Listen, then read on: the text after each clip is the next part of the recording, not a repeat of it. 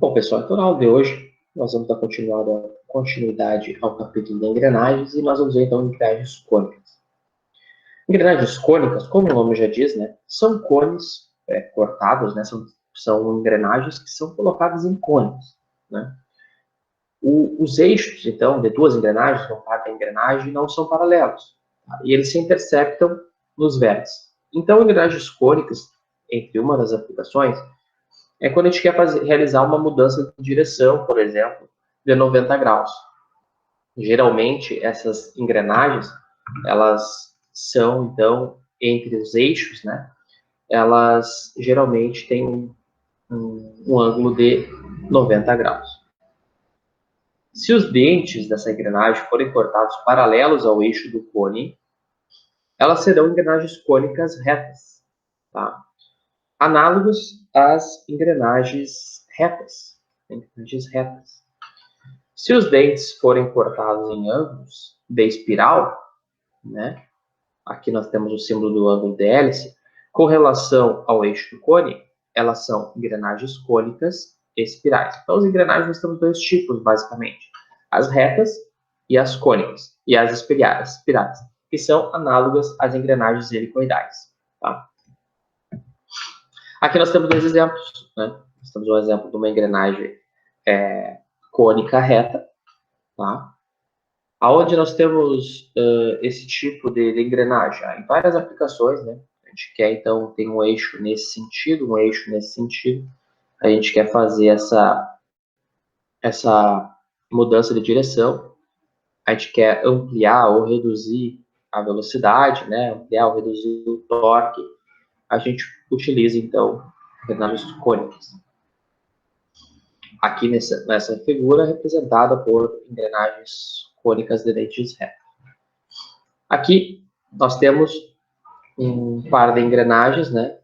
Engrenagem e um pinhão, lembrando a engrenagem é a maior e o pinhão é a menor.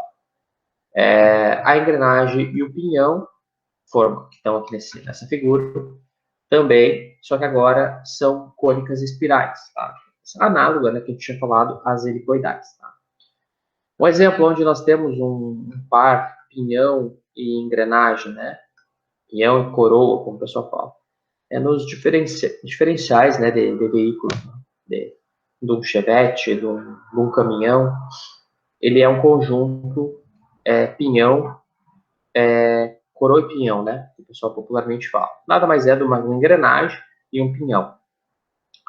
No caso do caminhão, a ideia é que o pinhão ele está acoplado ao cardan, né, que vem lá do motor, né, passa pela caixa, enfim, uma velocidade bem alta. E a ideia é diminuir essa velocidade, né, o cardan está muito rápido, diminuir essa velocidade e aumentar o torque. Né? E uma das maneiras, então, seria fazendo essa relação de transmissão. Geralmente, aqui, por exemplo, um diferencial de um caminhão, o pinhão tem 7 dentes, tá? E esse aqui tem 43, 39, tá? Esse aqui 48. Dependendo, então, aqui geralmente o pinhão é 7 ou 8 dentes. Né? Isso aqui de um caminhão desses Mercedes antigo, né? Um caminhão aí, um 1513, um 1113, 1518, esses caminhões da década de 80, né? Que eu estou dando exemplo aqui. Que é o que eu conheço aí, essa parte de diferencial. Então, por exemplo, tem um diferencial 839, né? Conhecido como um diferencial longo. O que seria o diferencial longo? Se nós pegar e fazer a relação do 839, vai dar uma relação de transmissão alta. Se nós pegar o 748, é conhecido então como diferencial curto, né, desses caminhões mais antigos. Por que diferencial curto? Porque ele tem uma relação de transmissão vai dar menor. Né? Então ele é mais, por exemplo, o que o motor entrega na saída do motor, nas rodas chega a uma menor velocidade do que o 839, por exemplo. Então, o que isso nos leva, por exemplo? Né? Um exemplo prático aí. O 7,48, então, 7,48, o caminhão dá uma velocidade final no máximo, quase estourando o motor lá com a gabine, quase saindo de cima do chassi, 90. Não chega a 90 km por hora, 80 km por hora. Tá? O 7,48, por exemplo. O 8,39, acho que tá certo os valores aqui, tá, pessoal? Não lembro também exatamente. Toda vez eu esqueço se é 8,39 ou 7,39, mas acho que é 8,39, sim. O 8,39, ele já vai chegar aí a uns 110, né? O caminhão consegue ir numa velocidade sem largar em ponto morto, nada, né? E aí tem o 7,43, que é conhecido como intermediário, então, pessoal. Seria o 7,43, seria uma relação de transmissão intermediária, já seria um caminhão que chegaria aos 90, 95, por aí, mais ou menos, 95 por hora, e numa velocidade final aí, né, numa reta plana, e então são as velocidades. Então, por quê? Por causa dessa relação de transmissão. O motor é o mesmo, a caixa é a mesma, as pontas de eixo são as mesmas, tudo a mesma. O que muda o diferencial, a quantidade de dentes, né, no caso uma engrenagem cônica, são duas engrenagens cônicas, né, na verdade é um pinhão e uma engrenagem cônica, que o pinhão ele é muito parecido com essa figura aqui, a ideia é a mesma, né? Então só essa diferença que dá nos caminhões, né? Então isso varia essa velocidade da seguinte forma. Um caminhão para trabalhar numa pedreira, qual diferencial nós vamos usar? O 7,48. Um caminhão para carregar, que só vai andar em asfalto, viagem mais longa, o 8,39. Né? Porque precisa de uma velocidade maior, porque quer que o caminhão trabalhe numa rotação menor, a 80 por hora. Não a 80 por hora, com 7,48, ele vai estar na rotação máxima, então o motor sempre sofrendo. Então, aqui é um exemplo prático, né, de uma aplicação da engrenagem cônica. Tá, e o 7,43, o cara que quer que o caminhão tenha força, né, para sair de uma pedreira carregada, por exemplo, que, né, o cara costuma dizer o 7,48 sobe até em coqueiro, e o 7,43 o cara quer ter força, né, mas também quer ter uma velocidade, não quer que esse caminhão seja tenha tanta força e pouca velocidade. Então essa é uma relação aqui do diferencial. Então, mudando de assunto, né, nós temos agora a geometria das engrenagens cônicas e a sua nomenclatura. A gente precisa falar sobre isso. A figura 13.4 mostra uma seção transversal de duas engrenagens cônicas acopladas. Seus ângulos de cone de referência são denotados por αP, o ângulo do pinhão, e αg, o ângulo da engrenagem. Os diâmetros de referência são definidos nas extremidades maiores, na parte de trás do cone. O tamanho e o formato do dente são definidos no cone de trás também, e são similares a um dente de engrenagem reta com um pinhão de adendo longo, para minimizar a interferência e o adelgaçamento. Aqui, pessoal, nós temos, então, a geometria de duas engrenagens cônicas. Vamos lá. Aqui nós temos um dente do lado da engrenagem. Aqui nós temos um dente que está sobreposto com o dente da outra engrenagem. E aqui nós temos o outro dente da outra engrenagem. Observe, então, que se nós passarmos uma linha no diâmetro de referência, tá, dessa engrenagem cinza de baixo, e essa linha de referência, esse diâmetro de referência passando uma linha perpendicular, né, ao ângulo dessa engrenagem, nós vamos ter o ângulo de referência do cone, da engrenagem. No mesmo sentido, né, para o pinhão, nós vamos ter também o ângulo de referência do pinhão. O ângulo de referência do pinhão é metade do cone de referência da engrenagem, tá? E do pinhão, respectivamente. Tá? Beleza. O diâmetro da referência é medido na parte, como foi falado, na parte de trás, tá? Aqui, parte de trás dessa engrenagem. Outra coisa importante é esse ângulo aqui, ó, o ângulo anterior da engrenagem, tá? Ela passa por este cone e também passa lá na intersecção das retas da outra engrenagem. A razão de adendos varia com a razão de engrenamento, desde adendos iguais, dentes de profundidade completa, para uma razão de engrenamento 1 para 1. Há adendos de pinhão cerca de 50% mais longos para razões de engrenamento acima de 6 para 1. A largura da face, vamos voltar lá para ver. A largura da face, pessoal, está aqui, ó.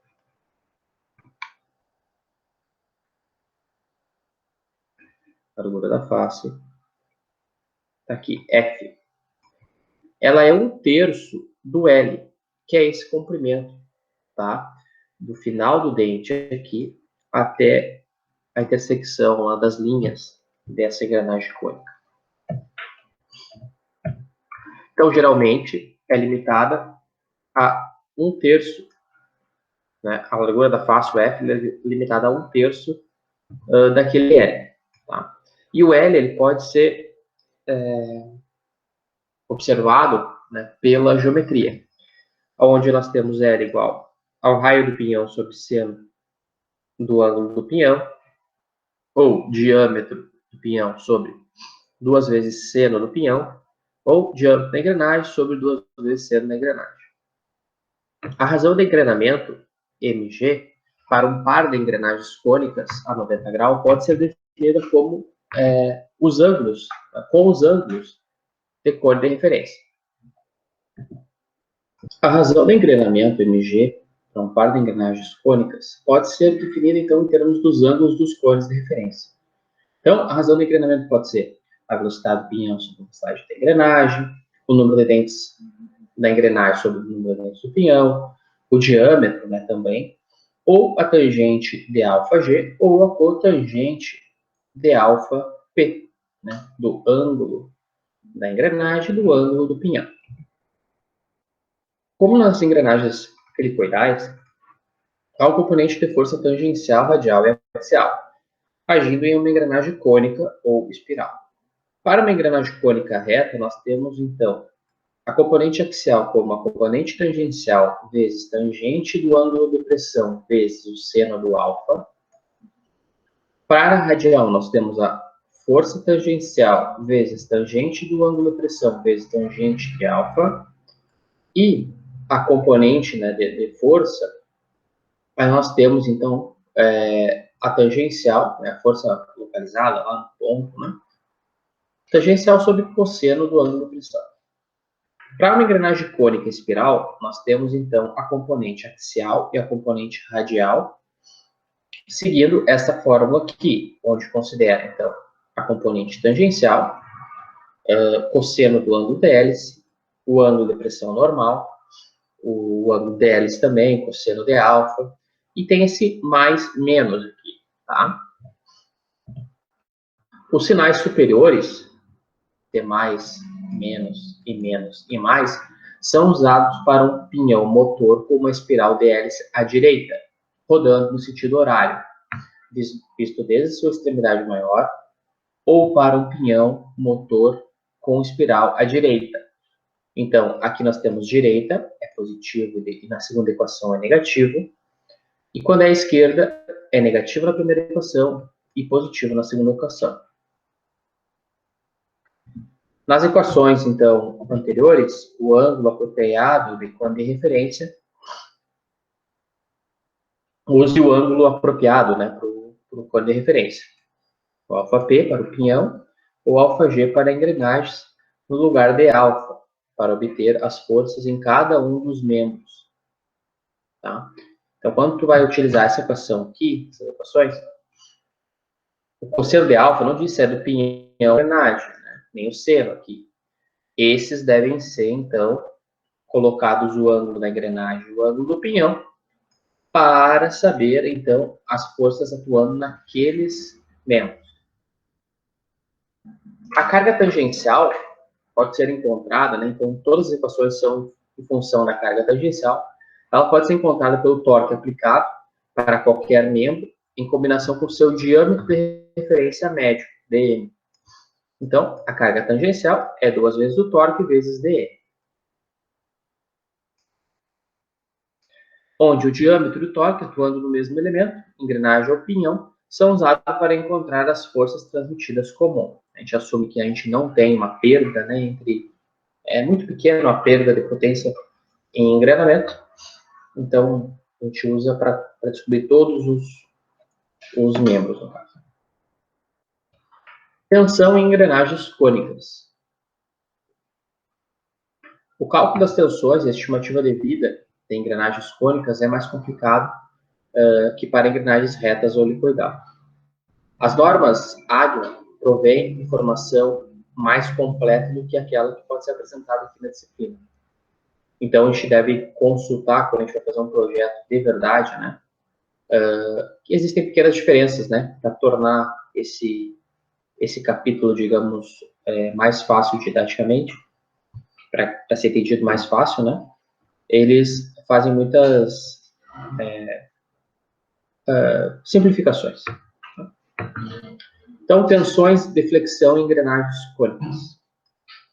A tensão de flexão em engrenagens cônicas retas ou espiral é encontrada essencialmente com a mesma equação usada em engrenagens retas e helicoidais. Aquela equação que foi lá derivada da equação de Lewis, né? A principal diferença é levada em conta com o valor de J. O J é totalmente diferente. Observe que a carga aplicada é expressa em TP, em substituição do WT. Para nós olharmos aqui, a gente não tem força tangencial, a gente tem torque do pinhão. Tá? Então, já é feita uma modificação aqui para tornar mais fácil, né, essa equação. O diâmetro de referência D da equação é o do pinhão. Tá? A fórmula do sistema internacional tem comprimentos expressos em milímetros. Essa fórmula é do SI, tá? Está até aqui do lado, SI. Porque no livro tem no sistema inglês também. Para nossos propósitos, né, propósitos educacionais, os fatores Ka, Km, Ks, Kv podem ser considerados os mesmos, como foi definido no capítulo 12 para engrenagens retas, tá? A gente usa os mesmos valores. Contudo, algum desses fatores tem definições ligeiramente diferentes para engrenagens cônicas na norma AG e devem ser consultados para fórmulas mais precisas em qualquer projeto de aplicações verdadeiras, né? Então, sempre a gente tem que buscar a norma AGMA para projetos verdadeiros lá de aplicações reais. Né? O fator Kx é igual a 1 para engrenagens cônicas retas e Kx igual a 1,15 para engrenagens espirais ou zero. Agora, pessoal, tensão superficial em engrenagens cônicas. Também a fórmula muito parecida com que a gente viu, né, nos outros tipos de engrenagem. A tensão da superfície em engrenagens cônicas, né, retas ou espirais, é calculada de maneira similar àquela das engrenagens retas e helicoidais, mas com alguns fatores adicionais de ajustes incluídos. Como com a tensão de flexão de engrenagens cônicas, a carga é aplicada com o torque do pinhão em vez da carga tangencial. Então, está aqui também torque. Nós não temos a carga tangencial. E temos alguns outros fatores aqui, como C, XC, tem mais um aqui que não tinha, mas a gente aparece. Também para os nossos propósitos educacionais, né, os fatores CP, CA, CM, CV, CS, CF podem ser considerados os mesmos que aqueles definidos no capítulo 12 do livro, né, do Norton, e nas aulas de engrenagens de dentes retos. Contudo, alguns desses fatores têm definições ligeiramente diferentes para as engrenagens cônicas na norma AGMA, e ela deve ser consultada para formas mais precisas no caso de qualquer projeto verdadeiro de aplicações.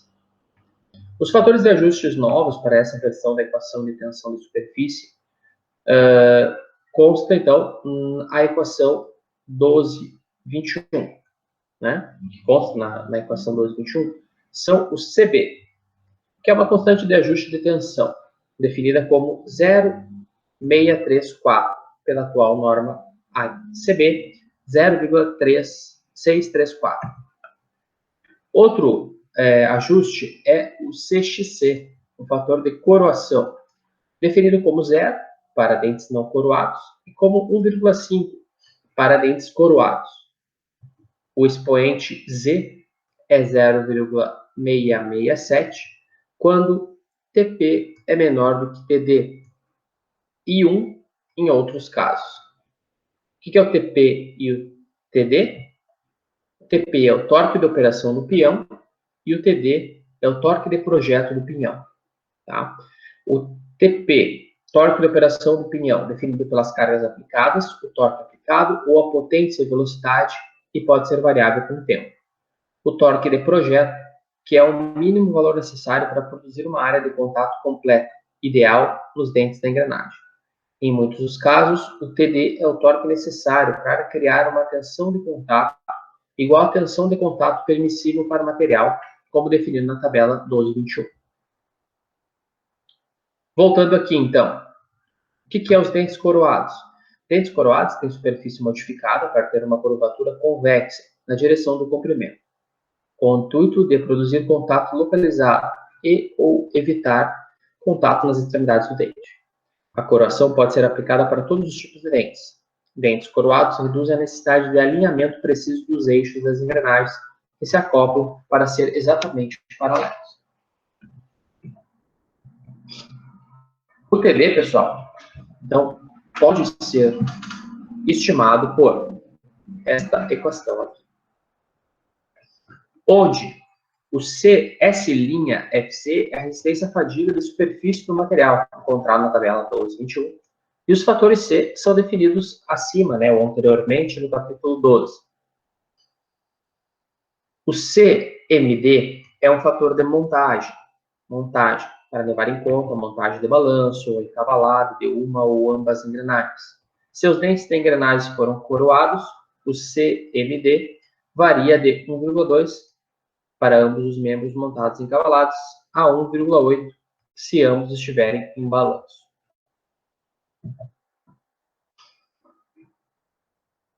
Use o valor entre dois números, né? Esses dois números, se os membros estiverem em balanço ou outro montado encavalado. Para dentes sem coroa, dobre esses números. Ver a norma AGMA para mais informações. Os fatores I e J dessas equações, tá? São diferentes daqueles de engrenagens retas e helicoidal. Tá? A norma AGMA provê gráficos para esse tipo de fator, para engrenagens cônicas, retas, zero e espiral. Alguns desses gráficos estão reproduzidos na figura 15.3 até 15.8. Os coeficientes de segurança contra falha de flexão ou craterização são calculados da mesma maneira como delineado para engrenagens retas no capítulo 12, capítulo de engrenagens de dentes retos. É isso aí, pessoal. Obrigado.